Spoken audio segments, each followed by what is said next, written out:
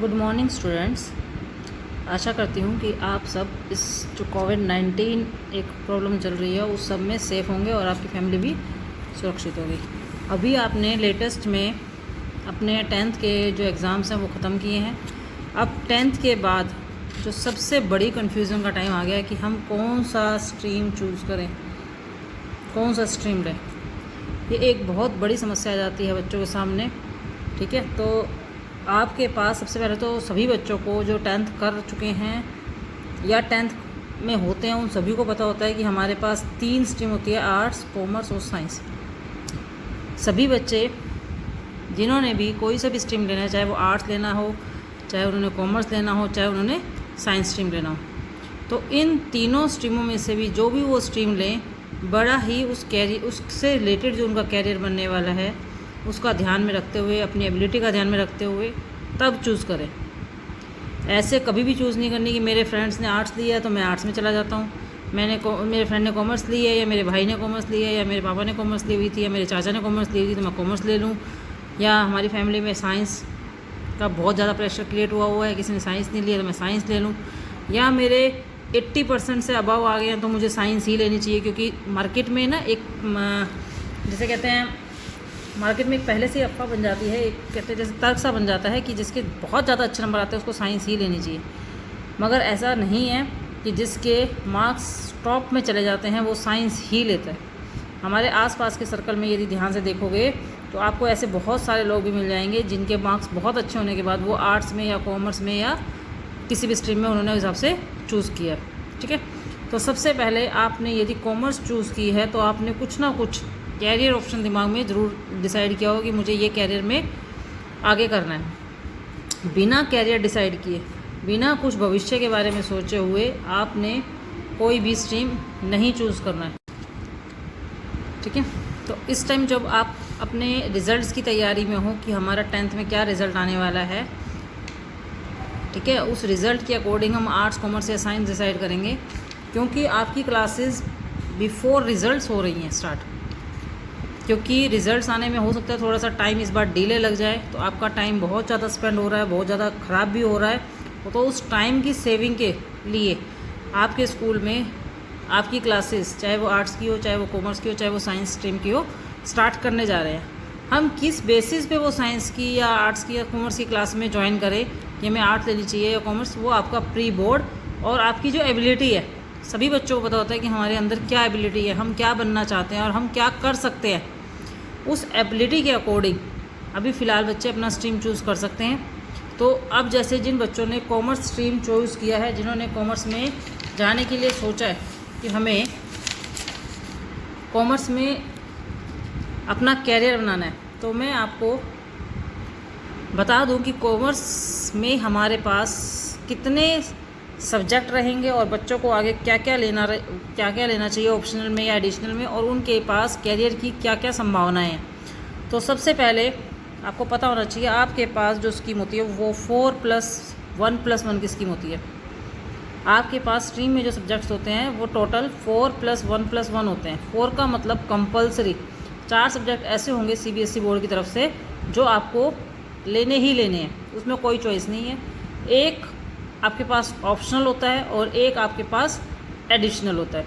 ठीक है, तो जो 4 कंपलसरी सब्जेक्ट्स हैं, 4+1+1 की जो स्कीम है, जो आपकी स्ट्रीम के हिसाब से सब्जेक्ट चल रहे हैं, उसमें 4 जो मेन कंपलसरी सब्जेक्ट्स हैं वो कौन से हैं। सबसे पहले हमारे पास बिज़नेस स्टडीज़ है। बिज़नेस स्टडीज़ जो सब्जेक्ट है वो प्योरली थियोरेटिकल सब्जेक्ट है। इसमें 100% थ्योरी होती है और थोड़ा सा हम कह सकते हैं कि आने वाले टाइम में थोड़ा सा डिफ़िकल्ट होने वाला है, क्योंकि इसके अंदर अब केस स्टडी बढ़ने लगी है। केस स्टडी का मतलब हो गया यहाँ पर, जैसे बेटा आपको जैसे ग्रामर में आपको एक पैराग्राफ दे दिया जाता है, उससे रिलेटेड आपको 4, 5, 6 क्वेश्चन दे दिए जाते हैं, जिसे आप एंशिएंट पैसेज या पैसेज इस तरीके से कहते हैं। उसी तरीके से बीएससी में भी आपको कुछ वर्ड प्रॉब्लम दे देंगे, उस प्रॉब्लम के आधार पर आपको कुछ क्वेश्चंस के आंसर देने होंगे। वो चलो हम टॉपिक बाद में देखेंगे। बीएसटी 100% थियोरेटिकल सब्जेक्ट है। थोड़ा सा ये आगे आने टाइम में डिफ़िकल्ट हो सकता है, थोड़ा सा, ज़्यादा नहीं। मगर इस सब्जेक्ट को पढ़ने में काफ़ी अच्छा महसूस होता है, काफ़ी मतलब नई नई क्रिएटिविटी, नई नई जो हमें बिज़नेस से रिलेटेड चीज़ें वो इसमें देखने को मिलती है और सीखने को मिलती है। इकोनॉमिक्स, बेटा सभी ने 10th में इकोनॉमिक्स की हुई है, उसी से रिलेटेड ही हमारे पास अब भी इकोनॉमिक्स आने वाली है। अब इकोनॉमिक्स में जो आपका पेपर होगा उसमें 60% आपकी थ्योरी और 40% प्रैक्टिकल आता है, ठीक है। 60% तो आपकी थ्योरी होगी और 40% आपका प्रैक्टिकल होगा। इसके अंदर इकोनॉमिक्स के अंदर कई जगह आपको माइक्रो प्लस मैक्रो मिल जाएगी, ठीक है, कई जगह माइक्रो प्लस स्टैट मिल जाएगा। तो ये तो डिपेंड करता है आपके बोर्ड्स के अकॉर्डिंग, ठीक है। तो इकोनॉमिक्स टोटली आपके 10th जो आपने किया उसी बेसिस पर आपका लेटेस्ट वर्जन आ जाएगा अब आगे। अकाउंटेंसी, मेन जो सब्जेक्ट यहाँ पर जो जुड़ने वाला है वो है अकाउंटेंसी। अकाउंटेंसी के अंदर प्रैक्टिकल पोर्शन बहुत ज़्यादा होता है, 90+10 की रेशो होती है इसके अंदर, 90% प्रैक्टिकल और 10% थियोरटिकल, ठीक है। तो इसके अंदर बच्चे बहुत ज़्यादा इंटरेस्ट लेते हैं क्योंकि इसके अंदर आपको 10th में जो आपने मैथ्स किया है कुछ है वैसे ही कि भी आपको सारा दिन कैलकुलेशन करनी होगी, बैंकिंग में कैलकुलेशन करनी होगी, या आपको बैलेंस शीट बनानी होगी, ट्रायल बैलेंस बनाना होगा, अकाउंट्स बनाने सीखने होंगे, बनाने आ जाएंगे आपको। मगर इसमें सबसे अच्छी खास बात क्या है, जैसे 10th में जब आप मैथ्स करते हैं तो आपके पास थ्योरम्स आती है जिसको बच्चों को सॉल्यूशन करने में प्रॉब्लम आती है, मगर अकाउंटेंसी में ऐसा कुछ नहीं आने वाला। एंड अकाउंटेंसी में जो अकाउंट्स बनाने में आपको मतलब काफ़ी कहते हैं ना इंटरेस्टिंग वो महसूस होने वाला है, तो अकाउंटेंसी करने में मज़ा आता है। इंग्लिश तो मुझे बताने की ज़रूरत ही नहीं है, 10th तक आप इंग्लिश करके आ चुके हो। वही थोड़ा सा इसके अंदर हमारा पोइट्री सेक्शन या और जो चीज़ें होंगी थोड़ा सा इंक्रीजिंग आ जाएगी इसके अंदर, बाकी सब वही सेम सही है। अब हमने एक बोला था ऑप्शनल सब्जेक्ट और एक बोला था हमने एडिशनल सब्जेक्ट। तो ऑप्शनल के लिए आपके पास कौन कौन से सब्जेक्ट्स होते हैं जिसमें से आप ऑप्शनल ले सकते हैं? बेटा यदि जिसके पास मैथ्स, जिस भी बच्चे के पास 10th में स्टैंडर्ड रहा है, मैथ्स में स्टैंडर्ड पोर्शन लिया है उसने, तो वो मैथमेटिक्स ले सकते हैं। मैं आपको राय दूंगी कि यदि आपका मैथ्स अच्छा है, आप मैथ्स में मतलब आपने स्कोर अच्छा किया है, मैथ्स के कॉन्सेप्ट्स आपको अच्छे क्लियर है, तो आप यहाँ पर ऑप्शनल में मैथ्स को साथ ले सकते हैं क्योंकि मैथ्स के आने वाले टाइम में आपके पास बेनिफिट्स ज़्यादा आएंगे। इसके साथ आप इंफॉर्मेशन प्रैक्टिस या एक और सब्जेक्ट है आपका कंप्यूटर साइंस, ये वाला, ये दोनों ही आपके जो सब्जेक्ट्स हैं ये कंप्यूटर से रिलेटेड है, ये भी ले सकते हो। हिंदी आपकी लैंग्वेज है, जिस भी बच्चे की हिंदी की लैंग्वेज की पकड़ अच्छी है, हिंदी की ग्रामेटिकल मिस्टेक नहीं है, ठीक है, वर्ड सेंटेंस लिखने में मतलब जिसकी गलतियाँ नहीं है वो हिंदी एज ए लैंग्वेज भी ले सकता है। फाइन आर्ट्स में आपके पास ड्राइंग, म्यूज़िक, इस तरीके के सब्जेक्ट्स आ जाएंगे, ये भी ले सकते हो।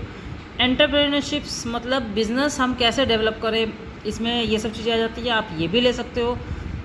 फिज़िकल एजुकेशन, जिन बच्चों का खेल कूद में या इस तरीके से आपको कैरियर के तौर पे लेना है वो आप फिज़िकल एजुकेशन भी ले सकते हो। और साथ में साइकोलॉजी, इसमें हमें आपको मतलब डीपली जैसे कहते हैं ना साइकोलॉजी की वो नॉलेज हो जाती है, तो हम ये भी एज ए करियर के तौर पे हम इसमें जोड़ सकते हैं। बेटा इनमें से आपको कोई भी सब्जेक्ट लेना तो आपने ये सोच के नहीं लेना है कि मेरी क्लास के 20 बच्चों ने एंटरप्रेन्योरशिप ले ली तो मुझे भी एंटरप्रेन्योरशिप लेनी होगी। आपको अपने कैरियर में क्या चाहिए, आपको अपने कैरियर का गोल क्या है अपने, उसको ध्यान में रखते हुए आपको ऑप्शनल और एडिशनल सब्जेक्ट का चूज़ करना है। एडिशनल कंपलसरी नहीं है कि एडिशनल लेना ही ज़रूरी है, आपकी इच्छा है आप ले भी सकते हो और नहीं भी, मगर ऑप्शनल में आपको लेना ही लेना। टोटल आपको 5 सब्जेक्ट्स तो लेने ही लेने हैं, ठीक है, 4 आपके कंपलसरी और 1 इनमें से आप कोई भी चूज़ कर सकते हो ऑप्शनल में, ठीक है। तो आपने यहाँ पर कोई भी जब सब्जेक्ट चूज़ करोगे तो आपको अपने कैरियर का ज़रूर ध्यान रखना है कि हमें एज ए कैरियर हमें क्या बनना है, क्या करना है, उसका ध्यान में रखते हुए ही आपने ये सब्जेक्ट्स चूज़ करने हैं, ठीक है। अब कैरियर की हमारे पास कौन कौन सी कहते हैं, कॉमर्स लाइन में कैरियर्स के अंदर लाइनें बहुत कम है ये कहा जाता है, मगर मैं आपको दिखाना चाहूँगी कि जिस तरीके से आर्ट्स में या साइंस में कैरियर के ऑप्शंस बहुत ज़्यादा हैं, उसी तरीके से हमारे यहाँ कॉमर्स स्ट्रीम में भी जो कैरियर के ऑप्शंस है वो बहुत ज़्यादा है। यहाँ मैंने केवल अभी 20 ही कैरियर ऑप्शंस लिखी हैं, इससे भी बहुत ज़्यादा कैरियर के ऑप्शंस आपको मिलेंगे। सबसे पहले कॉमर्स का ध्यान में आते ही माइंड में आता है कि हमें सीए कर लेनी चाहिए, तो CA की फुल फॉर्म है चार्टर्ड अकाउंटेंट। ये कॉमर्स में डिग्री नहीं, डिप्लोमा नहीं, डिग्री को प्रोफेशनल कोर्स है। ये CA जो है वो प्रोफेशनल कोर्स है, कोई डिग्री कोर्स नहीं है।